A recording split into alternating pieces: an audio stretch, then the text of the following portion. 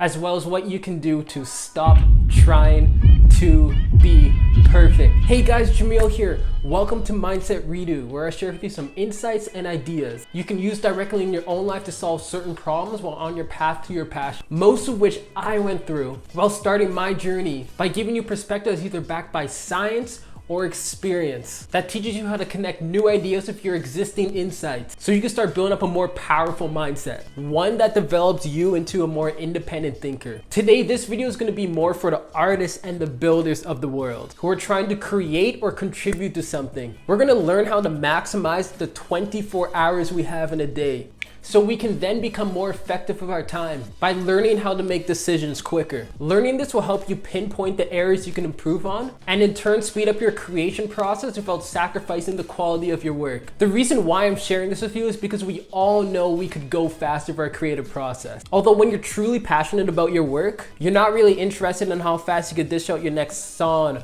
art piece, or video. So if we just rapid fire out content or throw money at the first half decent company that we see, the end result isn't going to be exactly in line with our desired outcome or message that we're trying to convey. On the other hand, if we take our time to do something that will deliver an impact, we'll nail the message, although we might get caught up in perfectionism, which leaves us in the paradox of creation where we are constantly creating and never finishing. So how do we maximize impact while also maximizing speed? What we're trying to figure out here is how do we work in the middle? Now, considering that we're all a part of different niches, some of you guys might be doing finance news, which requires daily updates, and others might be doing a more long form content like documentaries that may take over a month to make. So your speed at which you create is going to be a lot different. But don't worry, I got you covered for whatever you do. The very first thing you need to realize before we get into this, whether it makes more sense for you to go fast or slow, regardless, both methods will take time for your work to actually blossom. So whichever type you lean towards, until you understand that perfect does not exist, you'll be in a never-ending process of either constantly posting or constantly refining your work before you even end up posting. I want to give you a little bit of guidance on how to create endpoints, also known as metrics to follow, so you know when to stop and switch it up. When creating a video script, writing a book, when making a painting or a graphic design, or even picking the right timing to put money into a company, you're most likely faced with all this noise that just confuses you when you're doing your research. People telling you to go as fast as possible, and on the other side, people telling you to just take your time. There's a myth that you have to be one or the other. You can learn to do both if you know how to funnel your focus properly. I'm gonna share with you an idea that will help you become more harmonious with both sides. By now, you can probably tell the theme of today's video ties into perfectionism. The reason why I'm using all sorts of examples is because whatever you do, you can do it better if you can eliminate what's causing you to make all sorts of terrible decisions. To understand how we're going to conquer perfectionism, I'm going to start with a little backstory. Hopefully this will help you pinpoint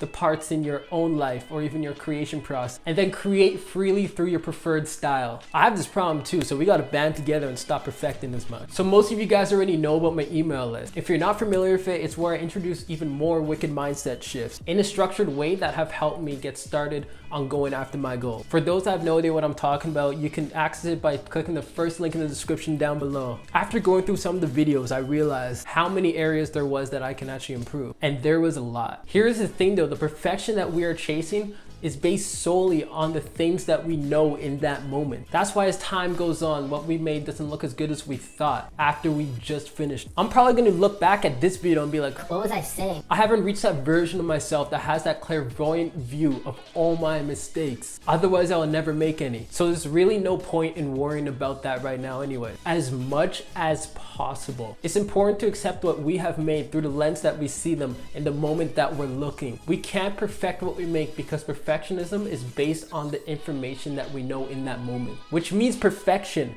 is changing as you keep learning. And if you're a perfectionist, you're going to be obsessed with constantly consuming new knowledge to avoid making mistakes. Hence the paradox of creation. In theory, you can always do better, but worrying about it too much makes you do nothing at all. Until now, you probably haven't pondered the age-old question of why do we as humans chase perfection if we know it doesn't exist? Well, it's not that we're chasing perfection. What we're actually doing is running from failure. failure. We use perfectionism as a safe haven away from failure. We need to understand the truth of the fear of failure so we can spend less time in the paradox of creation. For most of us, this fear came from conditioning while we were growing up. In school, we were taught that failure was a bad thing. And to avoid failure from happening, our brain turned to something that's called overfitting. Overfitting is more commonly known as overthinking. Overfitting happens when we gather too much data, or when we recall on as many experiences as possible, based on the assumption that the more data we have, the less likely we are to make a mistake. When in reality, the complexity that you bring onto yourself by doing this may make things way harder than they need to be, because you have so many different data points, experiences, and moments to recall that you have to track now.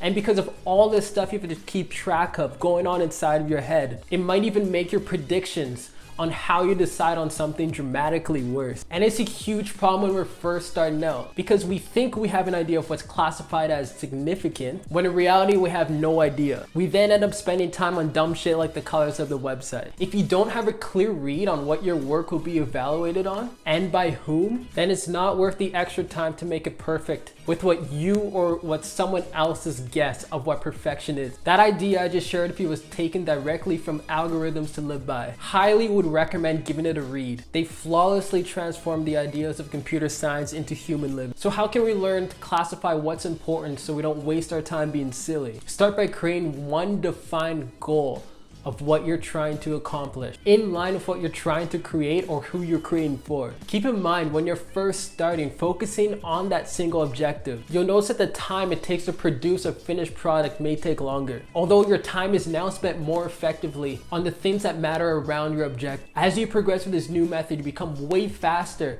at producing at a higher quality. We're no longer wasting our time focusing on insignificant things like word choice when writing a story, or the exact right time to invest in a stock, unless your objective is in line with it. That's up to you to decide what's actually most important to your objective. It's not going to be a one-size-fits-all. My objective is to share ideas and introduce perspective that develops us into more independent thinkers. So in my case, the little things such as how often I post, or the length of my videos, or even the amount of views I get become irrelevant if I can't achieve that one objective. Having this as my one clear objective, all the necessary tiny details come in over time as a result. Creating a clearly defined goal is not a quick process, so please don't expect to nail this in the next 30 seconds. Take your time figuring out what that may be, because after you do, everything becomes more fluid. The greater the uncertainty, the bigger the gap between what you can measure and what matters. When you don't have a fully defining goal, statistically speaking, you're better off going on that path of simplicity and taking a leap of faith. You can do some deep research on that. The math actually checks out. There's so many gaps in our knowledge. As time goes on, we're gonna be presented with new information or a new perspective that will make us look at what we spent so much time getting to that arbitrary